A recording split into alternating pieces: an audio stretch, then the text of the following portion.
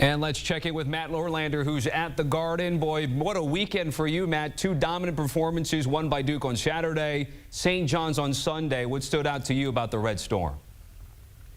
Yeah, I was hoping to get one of these two to be decent. I was actually in Michigan Friday night. Sparty in Michigan wound up giving me a pretty competitive game. I'll take 1 out of 3. The big takeaway here Sunday at MSG, I think, is the reinforcement of St. John's as being a team that has real Final Four capability. The past 2 games, the fact that the Johnnies have been able to shoot above 40% from three-point range is significant because that's a major zag on the trend in which St. John's is ranked in the 300s and below 30% on the season in three-point accuracy. Here against UConn, they did a wonderful job. I mean, they were 8 of 19 overall. They don't take a ton, but 8 of 19 from beyond the arc was certainly enough. And even Dan Hurley said afterward in the post-game press conference, we're not as defensively dynamic as we have been. We can only prep for so much, and you kind of got to allow St. John's to shoot the 3 the way it has, because it hasn't been a good team from deep. And it just so happened you get a game on your home floor. Your guys are jacked up for it. A few of them fall. And so now, I mean, really, it's not mathematically final, Tommy, but it is inevitable. I mean, St. John's is not only going to win the Big East, but it's going to be in possession of the standalone Big East regular season championship. That hasn't happened in 4 decades, and just get us to the Big East tournament with this team, because it's got a real shot, obviously, of being a 3 seed or a 4 seed. Maybe even a 2 seed if it could run the table. And Rick Pitino was asked afterward about whether he believes this team has championship level kind of DNA. He in essence said yes, but he also cautioned against St. John's fans getting too far ahead of themselves, because he reminded everyone in the NCAA tournament, it is about matchups, and he's hoping for their purposes they get a really good matchup once we get to the NCAA tournament in about 3 weeks. I think going into the weekend, our bracketologist Jerry Palm had the Johnnies as a 4 seed. Again, room for improvement, of course, with this weekend's result. Let's get to the 2-time reigning champs, Matt. I'm curious if Dan Hurley was asked this, and if he wasn't, just your overall thoughts. On the one hand, they've shown a handful of times they can come back from big deficits of 14 points or more. But on the other hand, they've been down by 14 or more, just like they were today. What's the outlook on the Huskies? Well, Hurley did say that he thought that today was the first time since Maui that UConn really just got handed a loss. We got our butts kicked. There's no doubt about it. We got humbled in a big way, because they've had some losses of varying styles that he called excruciating. St. John's is just a much better team. In fact, I'll probably write about this for CBSSports.com and on your CBS Sports app later on Sunday night, and just how surprising it is. And it's just something to see how things can shift so significantly. You got a 2-time reigning champion. It gets swept in the regular season by St. John's for the first time in 25 years. St. John's is now king of the league. It is concerning for UConn. If you want the silver lining, I'll give it to you here. UConn's now dancing in that 9 seed, 10 seed territory. You almost think if you're UConn, you'd rather stay as a 10 than get into an 8-9 game and have to face one of these really, really good 1 seeds. But that's where UConn is. And, there was all this talk about, can this team three-peat? Do they have the roster? Well, definitively at this point, the answer is no. It doesn't mean that UConn can't get some momentum again. Tommy, it can. You look at the Final 4 games, 3 of them are at home. It's entirely conceivable that UConn, if it gets right, Alex Karaban had a really nice second half.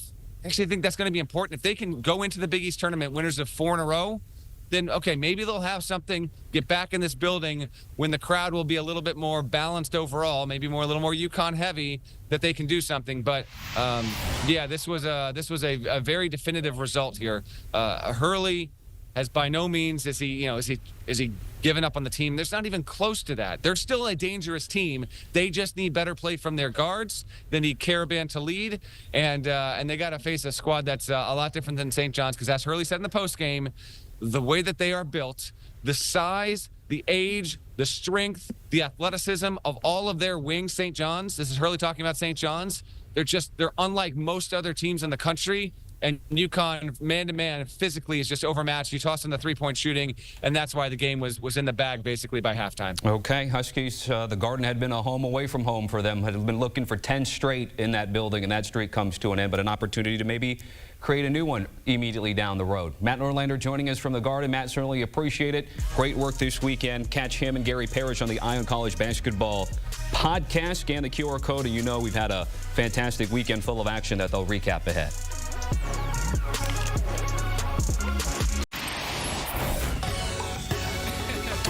Welcome back to CBS Sports HQ. It's a final at the Garden. 10th ranked St. John's taking down UConn 89-75. All 5 Red Storm starters scoring in double figures, at least 12 points on the court. UConn was led by Alex Caravan, 17 points, but it ended up being in a losing effort as UConn 4 times this year had come back from 14 or more down, but they're unable to get it done in New York on Sunday. I'm Tommy Tran, now joined by Kyle Boone. Booney, what stood out to you about what looked like a really dominant performance today?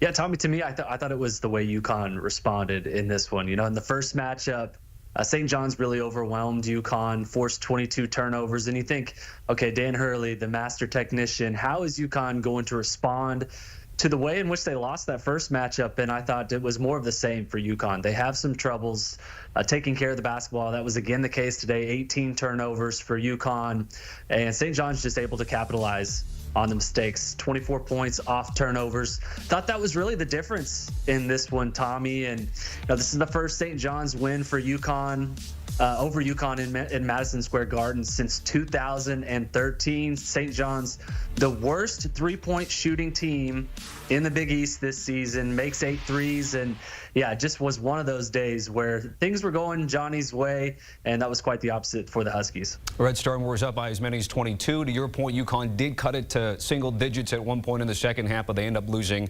this one here today.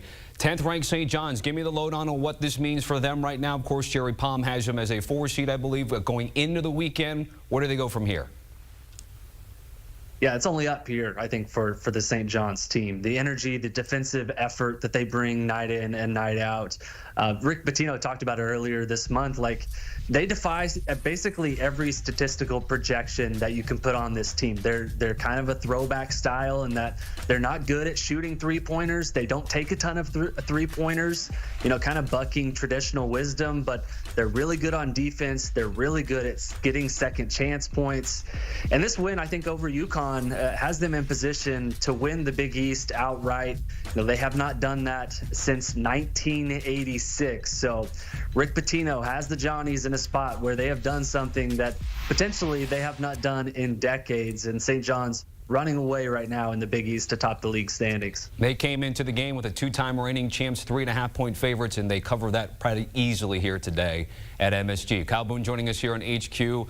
More with Booney throughout the day here, but as we leave you with the 2 schedules remaining for both teams, Huskies still have that game at Providence coming up the 1st of March that you can catch on CBS, and then CBS Sports Network hosting another couple of games for St. John's, Butler and Seton Hall for the Red Storm there. 3 of those games will be on our family of networks.